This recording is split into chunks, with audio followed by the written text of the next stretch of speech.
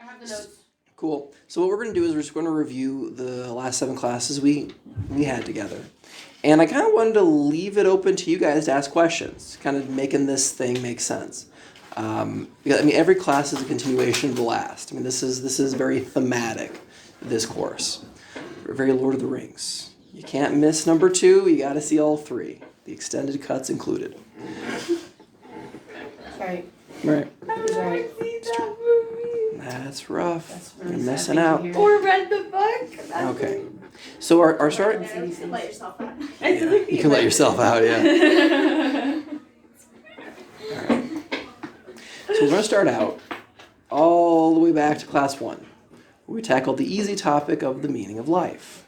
And what I presented to you guys was the idea. It's coming out of the thinking of the Ramchal and his Talmud Ashlag. Is that the meaning of life is learning how to love. Something along the lines of this idea of, before we were created, God was just loving us. And we didn't know how to interpret it. It's kind of like imagining some stranger off the street just coming up behind you, giving you a big hug and telling you, I love you. Run. That's scary. Right, that's scary. How do you interpret that? Love out of context is scary.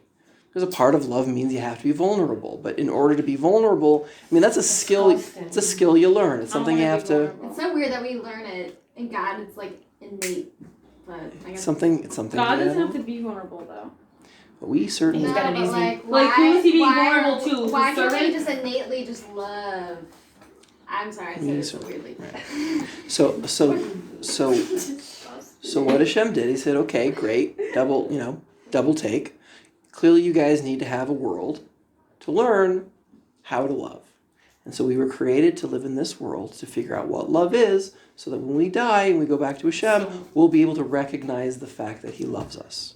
How come we've been around for so long and still don't know what it is? God, I am more damaged than I thought I was. Love, number It's it's not something that each one of us has to learn it individually, and love is complex. Okay, but what if love burns you, Love so is you never want to complex. love again? Then you're going to fail in life. But it wasn't love that burned you, it was the person. That's an Let's say easy. you fall for some easy disgusting human answer, of a right. person, and now you're just But once again, that wasn't love that hurt you, it was the person. But now you're scared to open up yourself again because this guy is just a disgusting human being. You're going to have a hard Look at life. that guy. Disgusting. I don't know what else to tell you. You're going to have a hard life. That's I mean, it. this whole This is song. why I come to this class. What is so love? like- You can already. And you need, and the idea that love is so complex, you need an entire lifetime to figure that one out. Okay.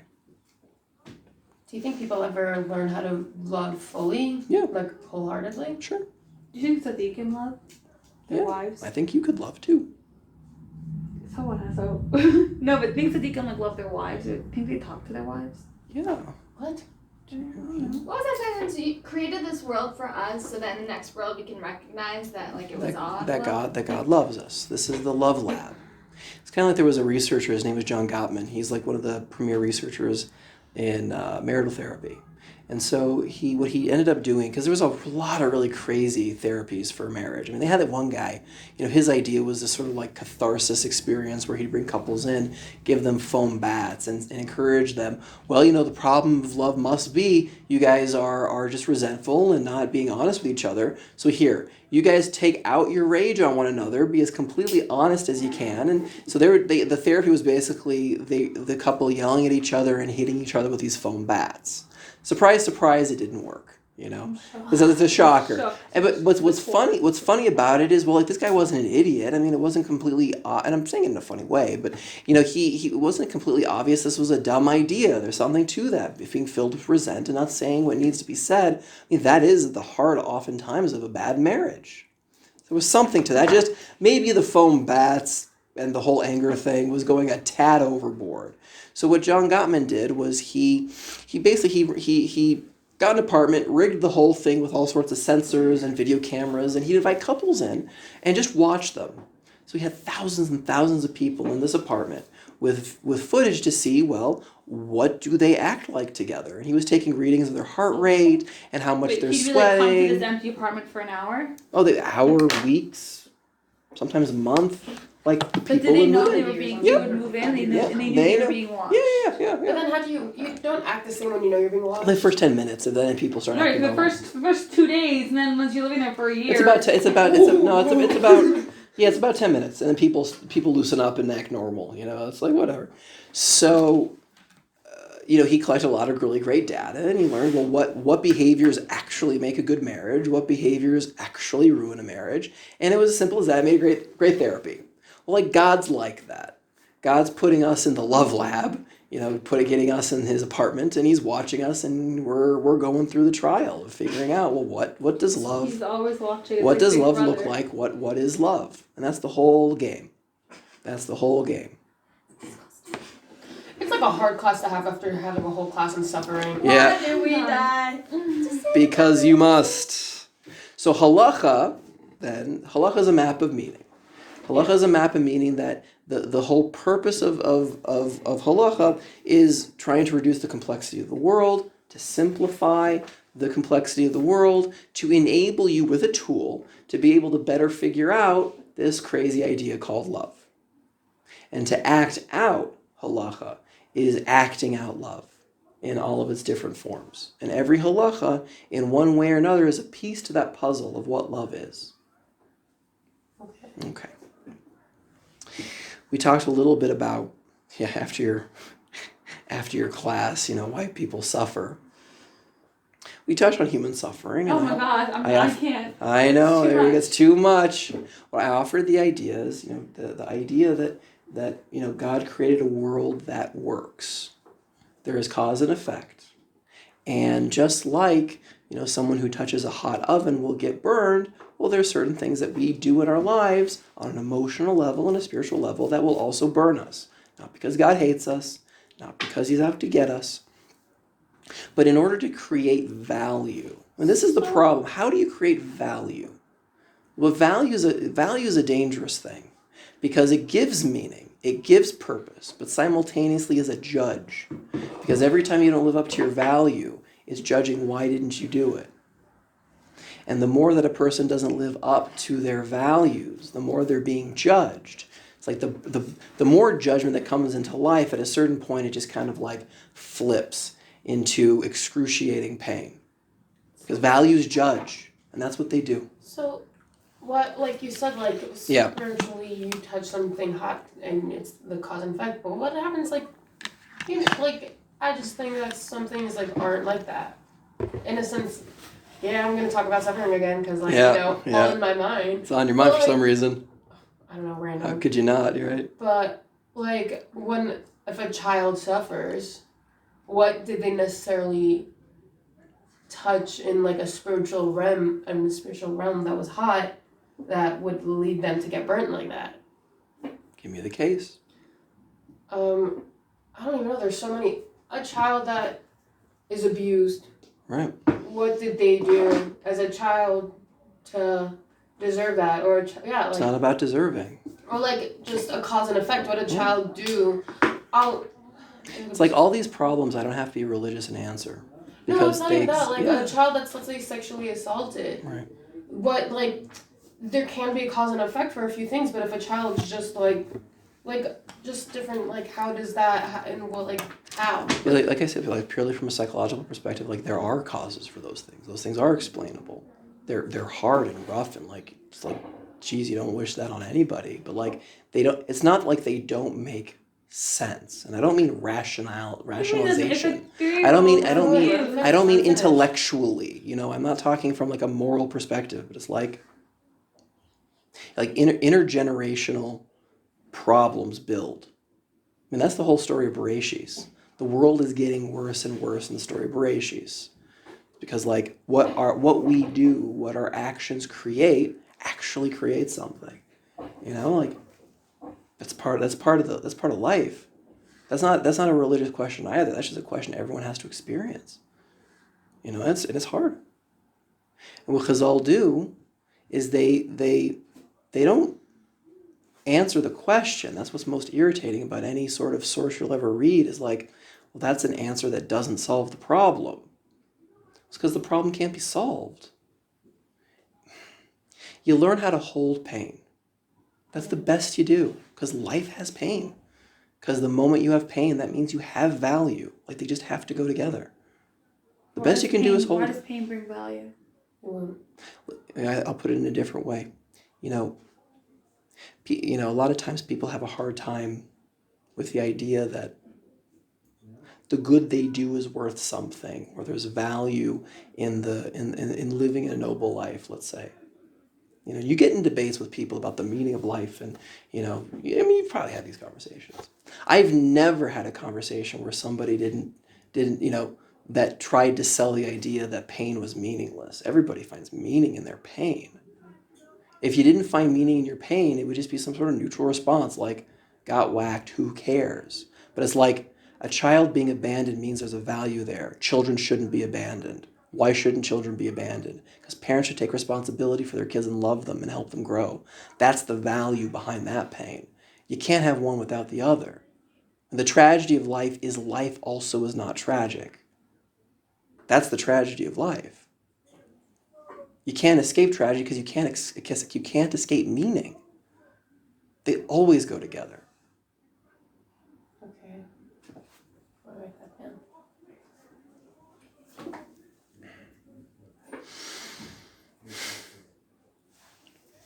Too much. It's a lot. This class. That's a lot, I know. Well, that was it. We're done with that part. Moving right along. Moving right along. The trick also, though, I think the takeaway, okay, and I'm really done after this, is that the takeaway, and it's a paradox, and like the more a person's willing to hold their pain, the less suffering it is. That's the paradox. What do you mean by hold their pain? That's every chazal is trying not to explain why there is pain, but trying to give a life philosophy or like some instruction on how to hold it. Because when something bad happens to you... Doesn't holding it mean not moving on? No. Holding means that you're willing to experience it. From a biological perspective, at the emotional focused therapists, they have a good phrase, a good way of putting it is that the only way to leave an emotion is to arrive at an emotion. That's the way they put it.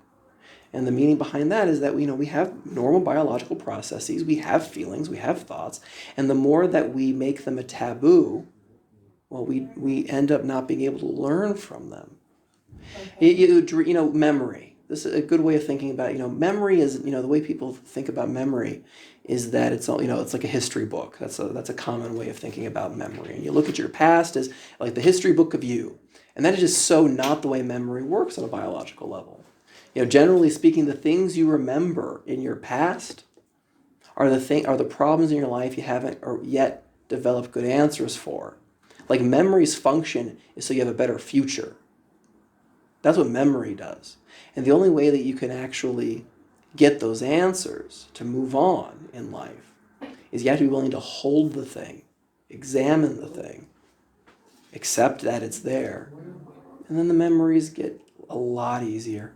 And then sometimes you don't even notice them. But it's a paradox. You have to be willing to remember something in order to forget it. That's kind of the way it works. I read this whole thing. Actually, it was just like in a book, but they happened to have brought up pain. Mm-hmm. And they were just saying like the different ways to deal with pain. And he was saying like, some people do. I can like read it actually, because I have it on my phone. It was like, if you can learn to endure pain, you can survive anything. Some people learn to embrace it, to love it. Some endure it through drowning, and some endure it by drowning it in sorrow or by making themselves forget. Others turn it to anger. But like some people let it become hate and let it consume them until they become something else entirely. Right. From a psychological perspective, that's avoidance. It's called the boomerang effect. The more you avoid something, you can't suppress thoughts and you can't suppress feelings. The more you try, they actually come back 4 times as hard. Yeah. You can't escape it.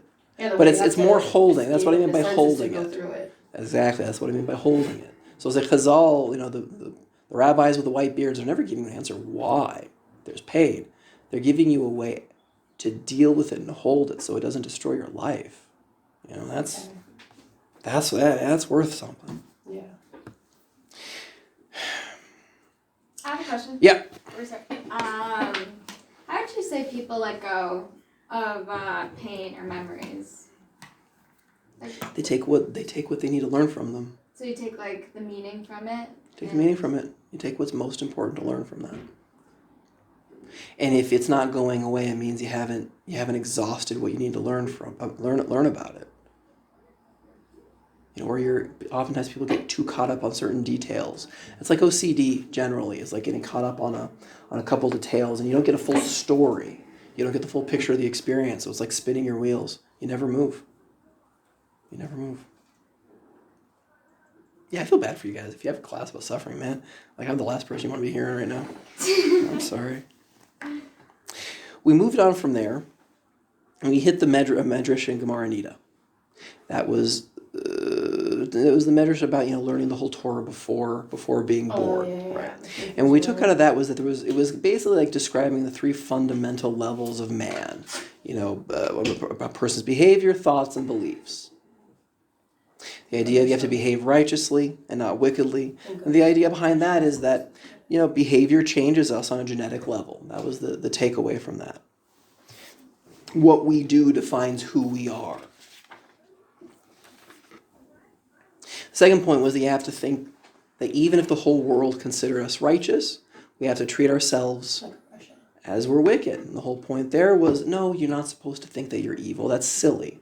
But you can only judge yourself based on yourself. You always have room to grow. You always have room to grow.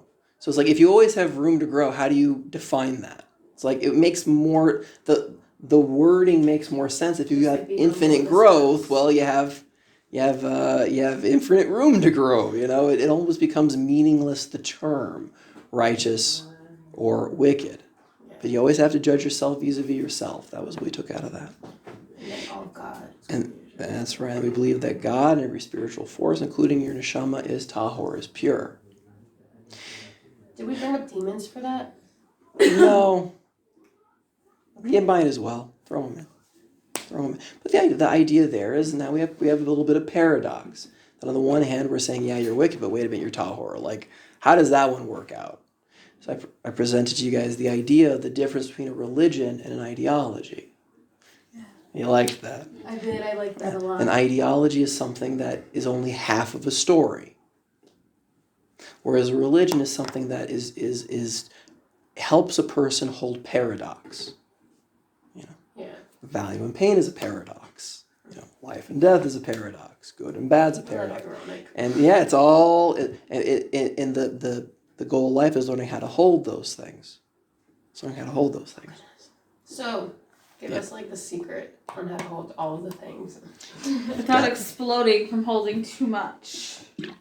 The belief there's never too much. Be willing to hold it. You got you so good. I know. Yeah. I'm Literally just like that's it. Yeah. No, but it's hard, man. It's like but that's a scary thing to say to someone. It's like but you know why though? I mean, like, we get fooled by our experiences in the world, like the external world we live in. Well, of course you fix problems. Like, that's the best way to live. You get rid of problems. We're trained into thinking that way. If it's raining, get an umbrella. If it's cold, get a jacket. We're trained to avoid pain, and that's a great idea. Just the only catch is the internal world of emotion and thought do not work that way. So if it's raining, you want me to just walk in the rain? Exactly, right. No, of course not. But the internal world, Get yourself in the internal rainy day, there's no umbrella that will save you. All drugs, weed. Yeah, it doesn't work either. It's called Zoloft, actually. Doesn't work either. Anyway, continue. Doesn't work either. Are you sure about that? Let's just try. So we took from this medrash a couple of different points. And number one was that this is the basis of how you should treat yourself. You can always grow. You are tahor. You have a purpose in the world that you need to act out. You're on a hero's journey. That's it. That's how you need to look at yourself. And every day is the same thing. Facing the hardships, rising to the challenge, and being a bigger person than you were yesterday. That's what that medrash is teaching. In the way that you behave, in the way that you think, and in how you believe what you believe about yourself and other people. We also took out of that medrash this idea, because the angel taps you on the lip, and you learn all the Torah, but it's forgotten. Is that the whole exercise of learning Torah is not something you are learning as much as you're discovering. Something intuitively makes sense as you're going through life.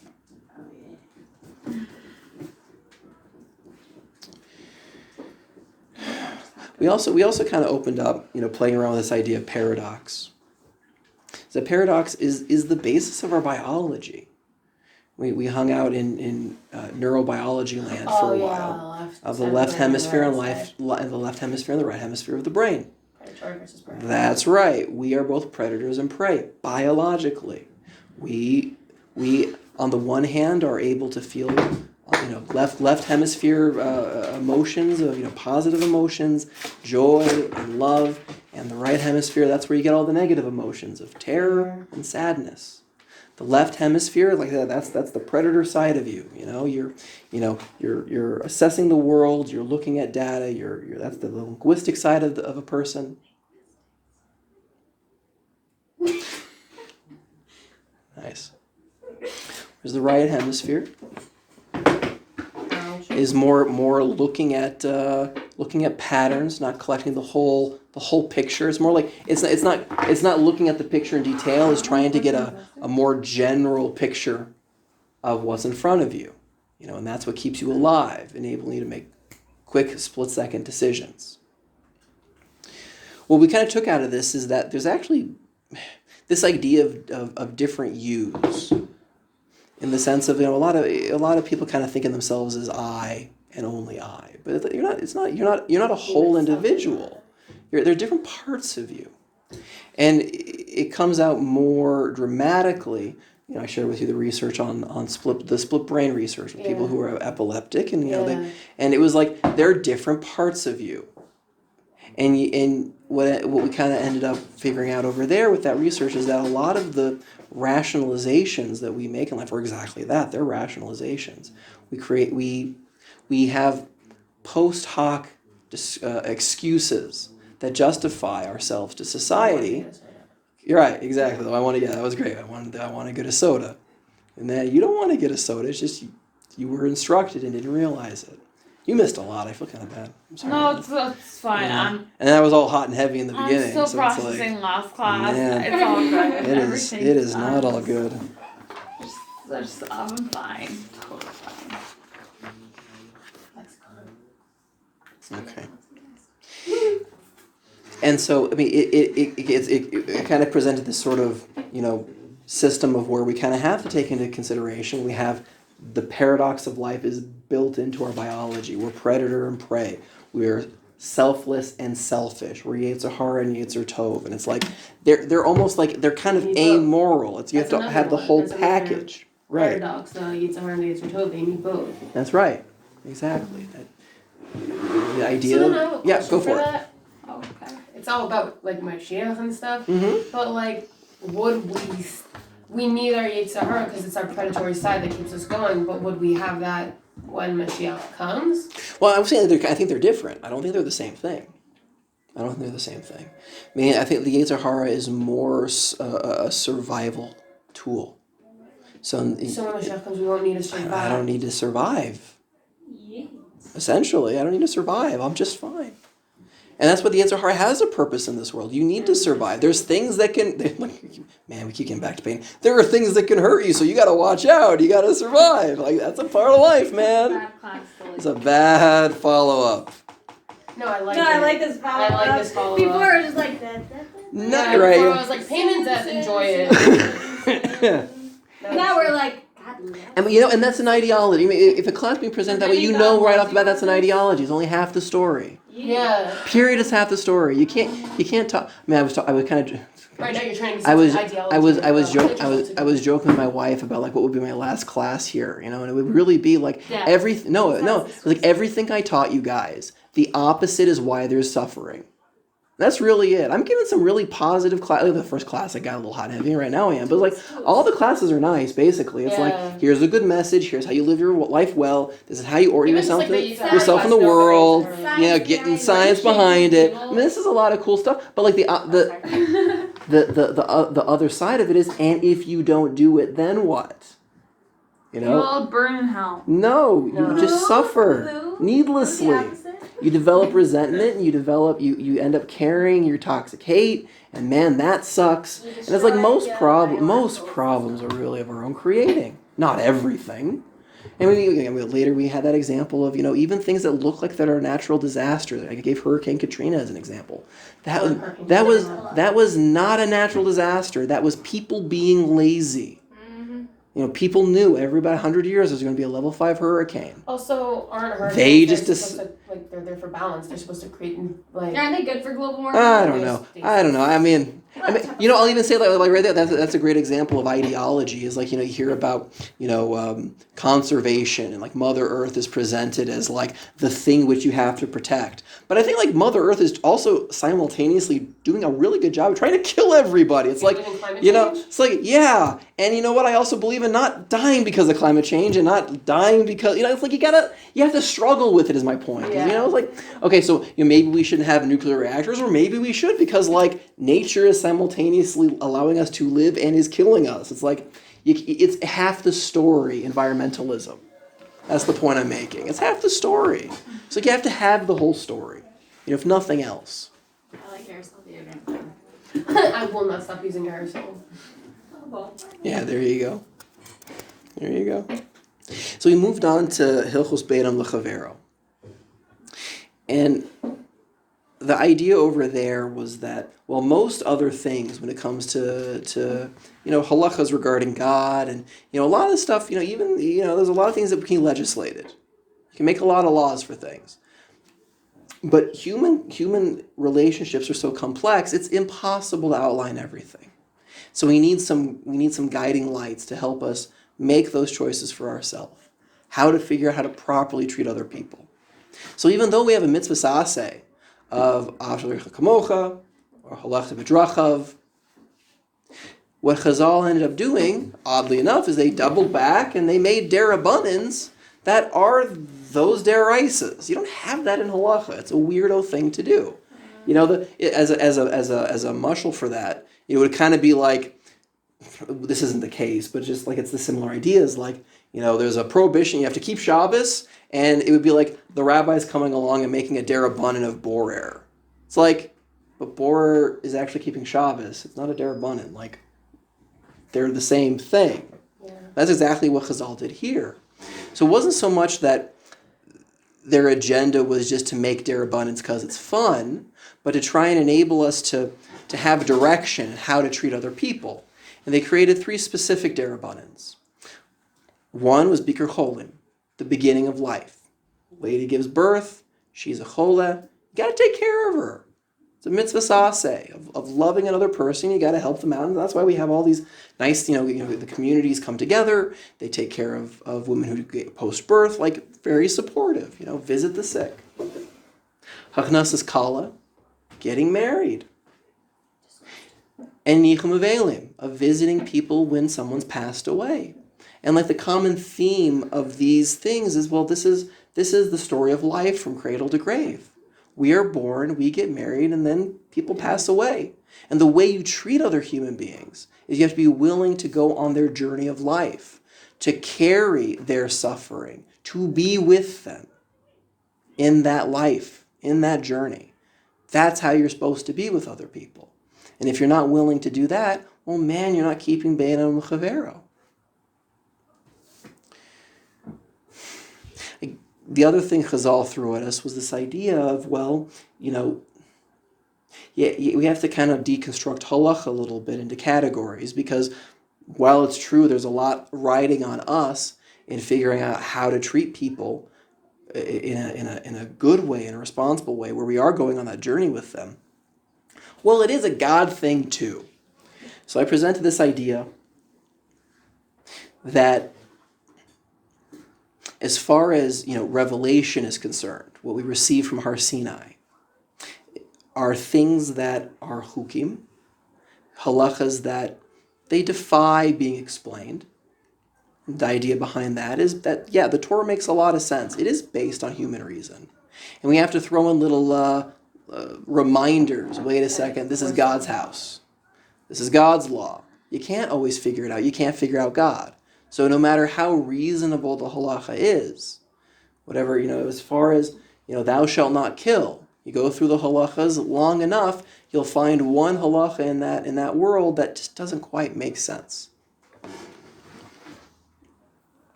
Had the other type of revelation was things that you'd have to live longer than you actually do to figure out. And that was the Hurricane Katrina example. It's like no one was expecting a level 5 hurricane, unless if you were a meteorologist and you knew, well, it happens once every 100 years.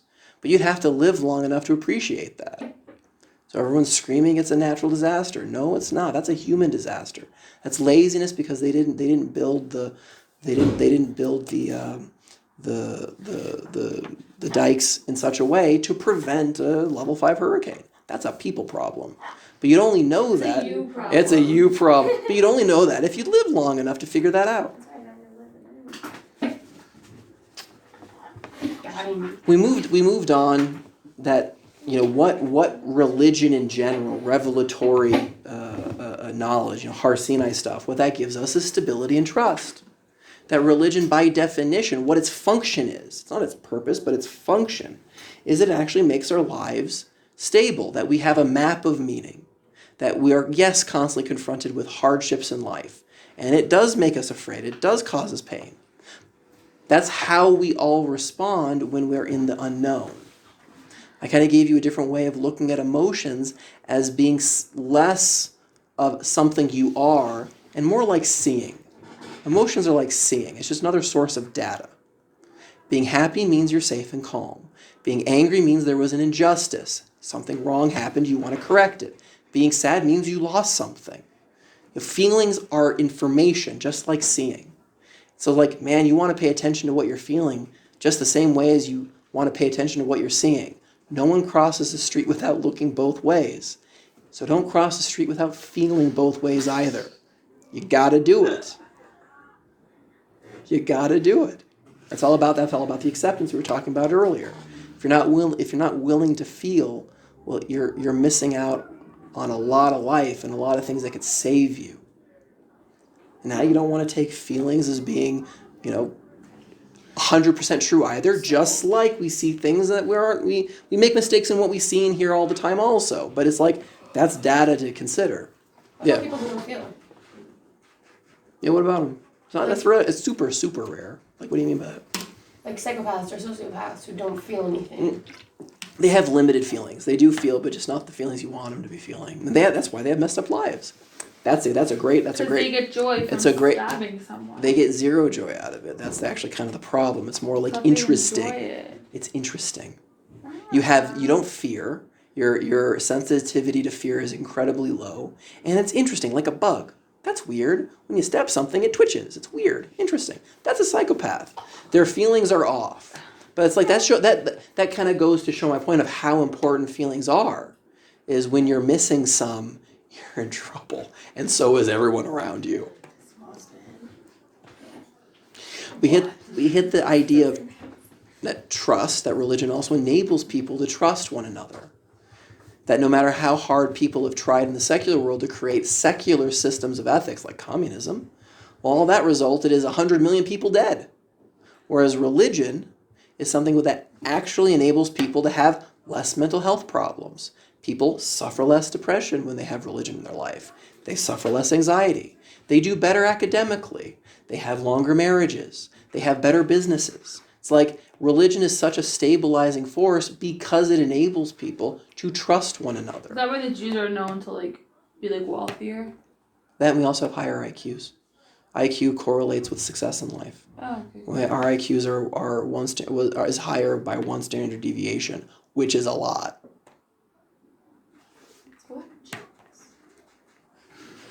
Yeah, you heard me sing your eyebrow while saying that.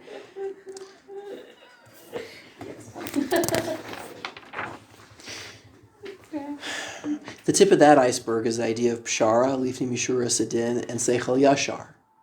That when describing these ideas as pshara, as being compromised, being willing to hold two values simultaneously.